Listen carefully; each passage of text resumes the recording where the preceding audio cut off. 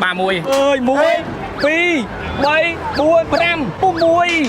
đầu viên sinh thằng bo này vô mày nè Vô bột ly hay. anh mình phi bay buôn pram mùi bo bay buôn lốc đi bom phốt dương đồ này xe kênh hay à bao nhiêu ពីពណ៌ផលិតផលខ្មែរវីតាមានកិត្តិយសដែលបានចូលរួមជាដៃគូគ្រប់គ្រងកម្មវិធីពីពណ៌ផលិតផលខ្មែរក្រោមប្រធានបទខ្មែរធ្វើបានចូលរួមជំរុញនិងគ្រប់គ្រងផលិតផលក្នុងស្រុកហើយនិយាយពីស្តង់វីតាលើកនេះវិញគឺថាបែបទំនើបទាន់សម័យត្រជាក់ភ្នែកតែម្ដងនិងមានការលេងហ្គេមសប្បាយៗជាច្រើនទៀតលយហ្មងណាអញ្ចឹងអ្នកកំពុងមើលកុំភ្លេចទៅលេងនៅស្តង់វីតាចាប់ពីថ្ងៃនេះរហូតដល់ថ្ងៃទី